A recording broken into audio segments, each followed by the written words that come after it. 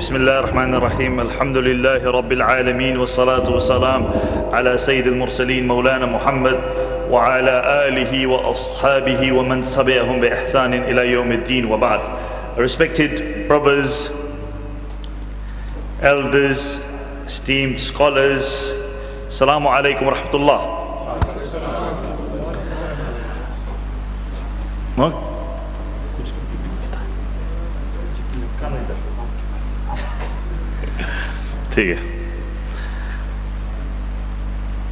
I want to speak about an individual regarding who the Messenger of Allah sallallahu alaihi wasallam said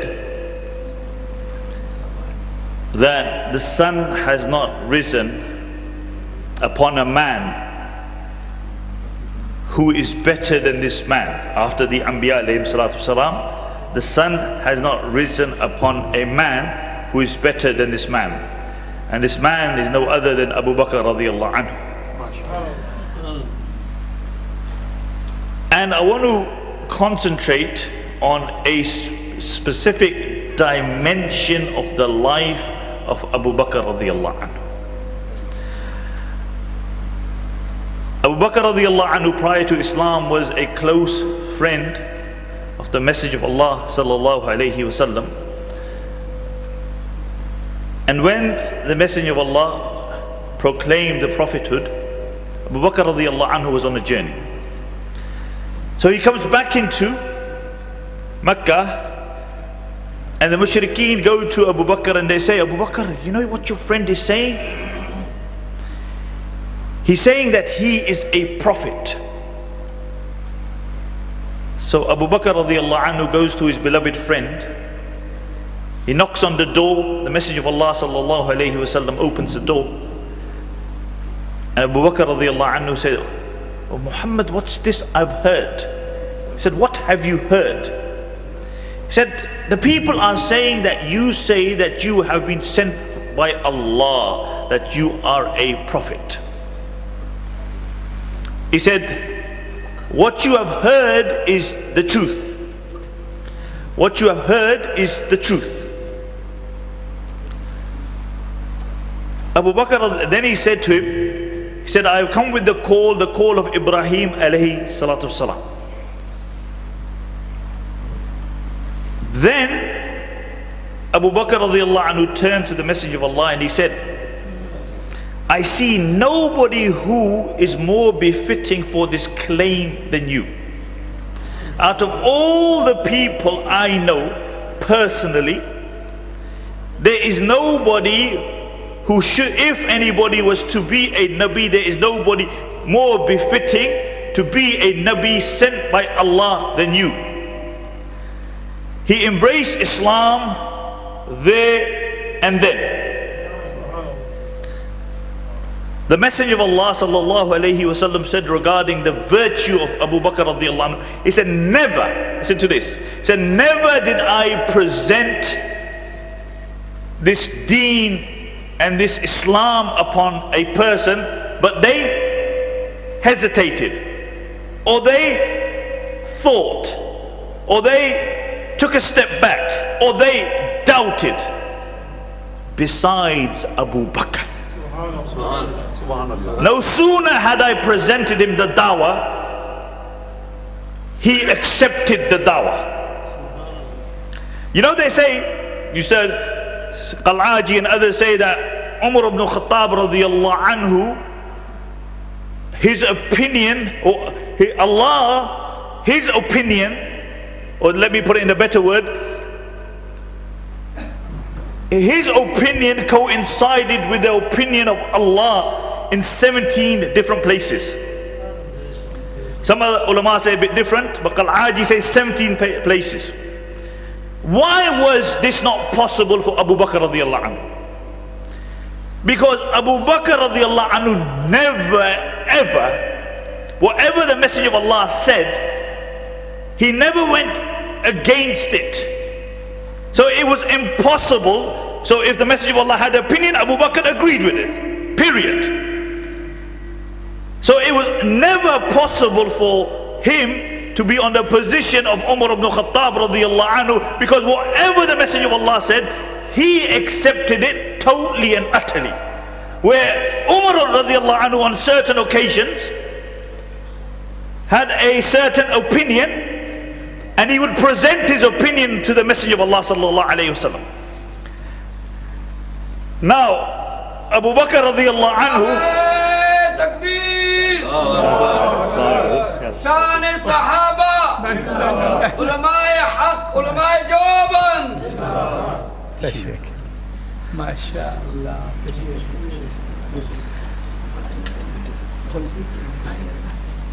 So let me give you another unflinching belief of Abu Bakr radiyallahu anhu, which really went throughout the life of Abu Bakr radiyallahu anhu.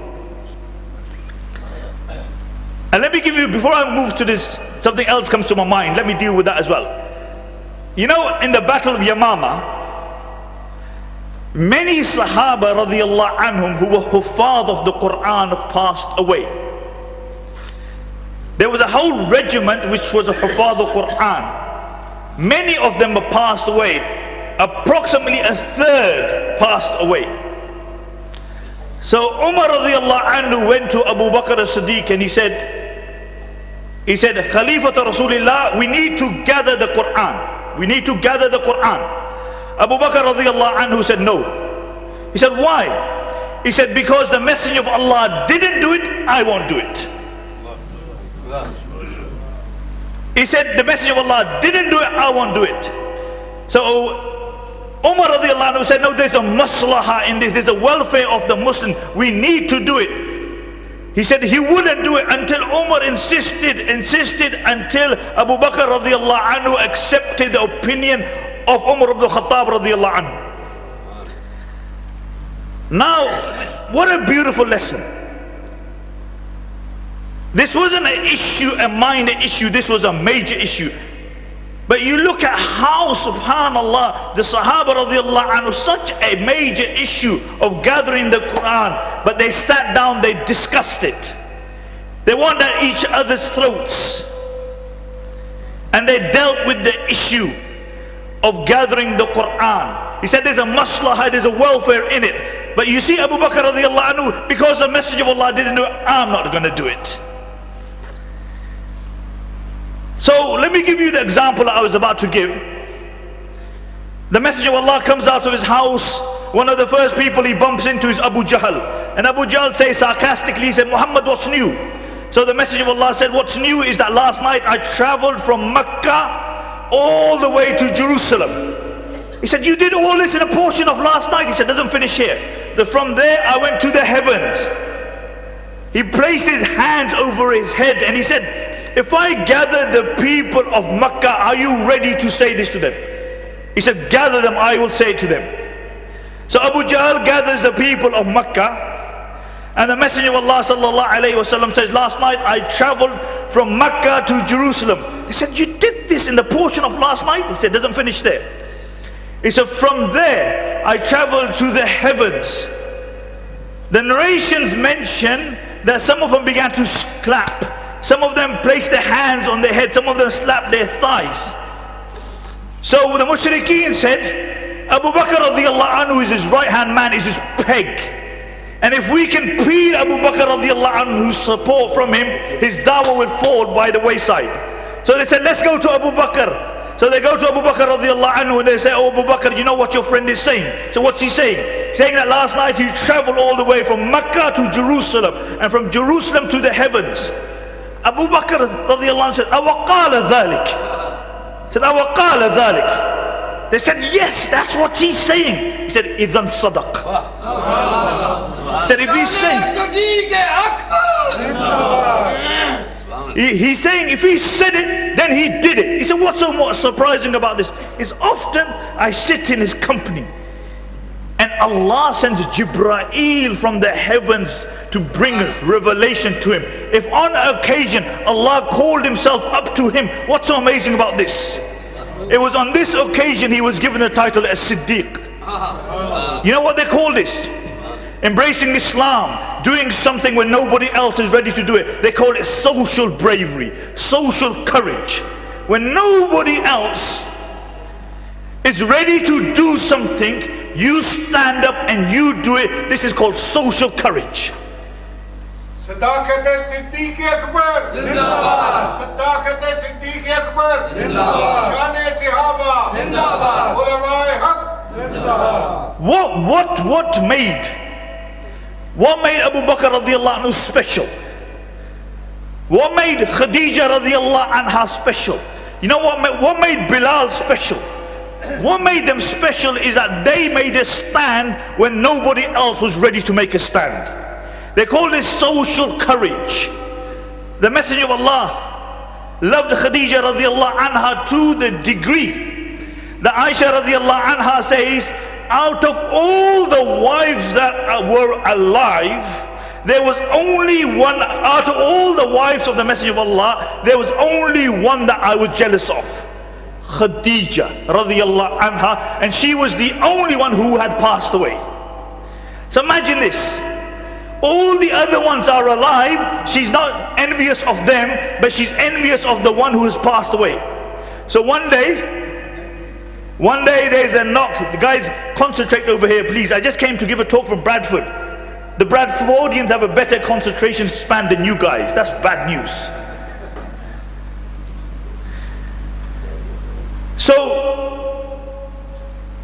So there's a knock on the door, and the Messenger of Allah recognizes the voice and the knock, and he says, Allahumma Hala. He said, oh Allah, let it be Hala. Who was Hala? Hala was the sister of Khadija radiallahu anha. So Aisha radiallahu anha says, Ghaira got the better of me, and I said, oh Messenger of Allah, when will you stop remembering this old woman of Quraysh? Hamra Shidqain. Hamra Shidqain means that her gums were so red that her teeth had fallen out so you could see her gums. Meaning she was an old lady. Now Allah has given you better than her. Allah has given you better than her. The Messenger of Allah turned to Aisha radiallahu anha and he said, oh Aisha, Allah never gave me better than Khadija. Allah never gave me better than Khadija. Why? Exactly the same words the Messenger of Allah used for Abu Bakr radiallahu anhu as well. He said, when nobody ever believed in me, she believed in me.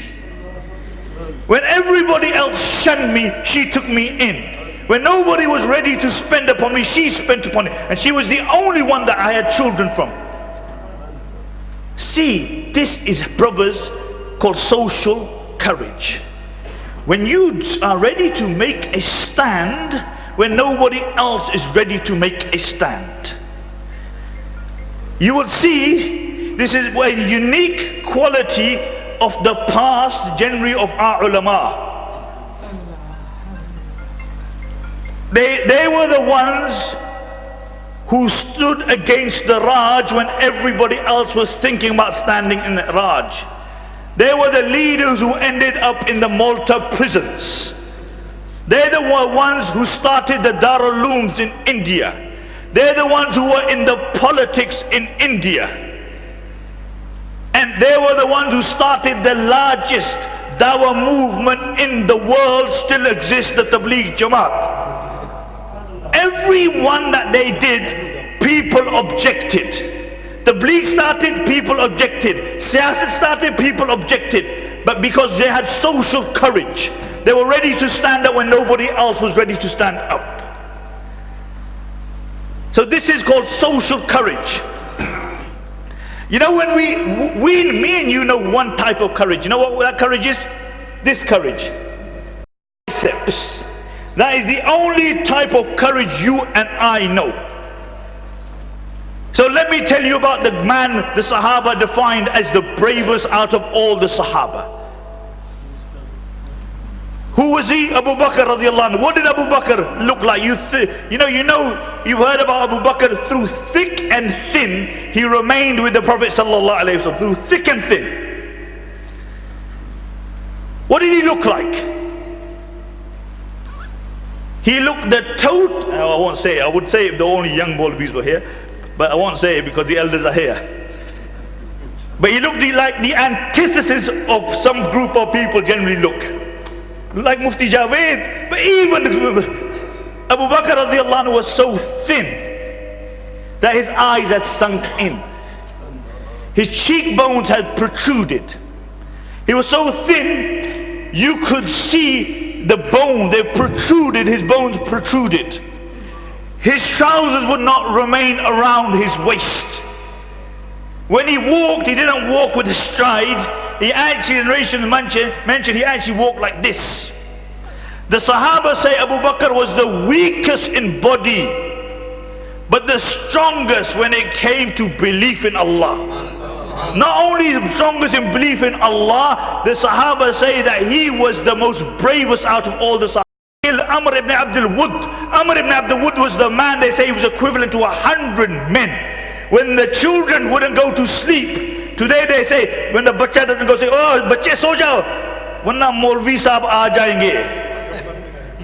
They would say in those days, go to sleep, other Amr ibn Abdul Wud would come. He killed him. But you know what Ali radiallahu anhu said? The bravest out of all the Sahaba was no other than Abu Bakr radiallahu anhu. And then he gives an example of Badr. I don't have the time. So physically he wasn't big, but he had the biggest heart. See, you can be big, but you can have a heart of a kukri. You know, you can have a heart of a chuza. And Abu Bakr radiallahu wasn't big, but he was brave. I don't have time, the elder ulama, I'm just going to give you two examples of other courage. You know, the greatest example of courage and bravery in this ummah ever, according to the ulama, Imam Qurtubi and others, was the day the Messenger of Allah sallallahu alayhi wa sallam passed away. Imagine this. The news reaches Abu Bakr radiallahu anhu when he's on the outskirts of Medina, and he rushes to the masjid. The chaos is such that the Sahaba are confused. Umar ibn Khattab radiallahu anhu is saying, whoever says that the Messenger of Allah has died, I will remove his head from his body. This was Umar, the strong Umar. And then Abu Bakr radiallahu anhu hears the news, and he comes and he enters all. When every single Sahabi is crying, Abu Bakr isn't crying. Abu Bakr is the soft-hearted one. When the Messenger of Allah said, allow him to lead the salah, what did they say? They said, no, Messenger of Allah, Abu Bakr radiallahu anhu is too soft-hearted, he will cry. You know why? Because Abu Bakr radiallahu anhu had cried his crying. When Al-Yawma Akmaltu Lakum Deenakum was revealed, when the religion was completed, the Sahaba were happy. Abu Bakr radiallahu anhu sat and he was crying. When Surah Al-Nasr was revealed, and Allah at the end speaks about the Messenger of Allah doing tasbih and doing istighfar and tawbah to Allah, he knew that this was an indication to the demise of the Messenger of Allah. So when all the Sahaba are happy that the help of Allah will come and people will enter the deen of Allah subhanahu wa ta'ala, Abu Bakr radiallahu anhu is crying. 3 days before the demise, the Messenger of Allah came out. He prayed salah, and when he prayed salah, then he ascended the pulpit. And then he gave this example of a man who is being given, a man who has been given an option of remaining in this dunya or moving unto his Lord. Everybody else in the gathering thought it was just an example, a parable. But Abu Bakr radiallahu anhu understood that the Messenger of Allah is speaking about himself. So Abu Bakr radiallahu anhu began to cry. Abu Sayyid al-Khudri radiallahu anhu said, I was thinking to myself, why is this old man crying for? I can't see any reason why he should be crying for. The Messenger of Allah saw Abu Bakr crying like a little child uncontrollably. He said, Abu Bakr, control yourself. He said, Abu Bakr, calm down, calm down. He couldn't control himself. And then the Messenger of Allah said in the virtue of Abu Bakr radiallahu anhu, he said, imagine this, this is the Nabi of Allah, sent by Allah subhanahu wa ta'ala. He said, whoever's done me a favor in this dunya, I have repaid them their favor. As for Abu Bakr, only Allah can repay his favor.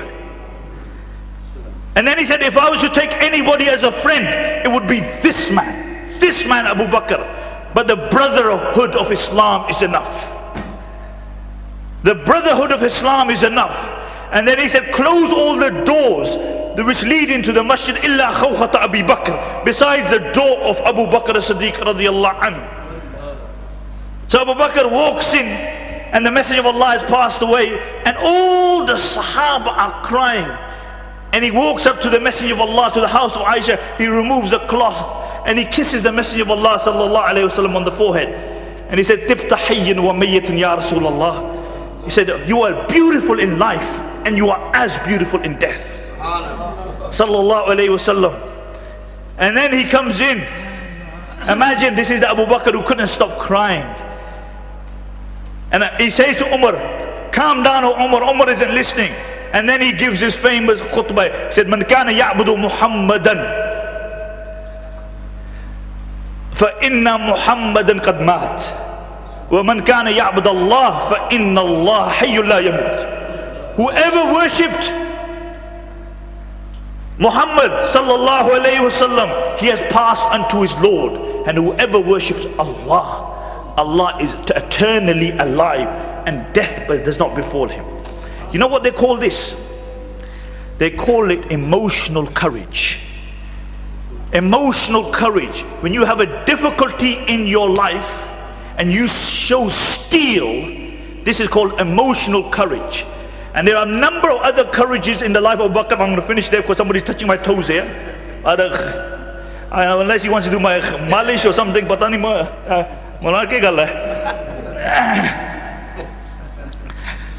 You know, the greatest example, and I want you to study this yourself, study the life of Abu Bakr radiallahu anhu, moral courage.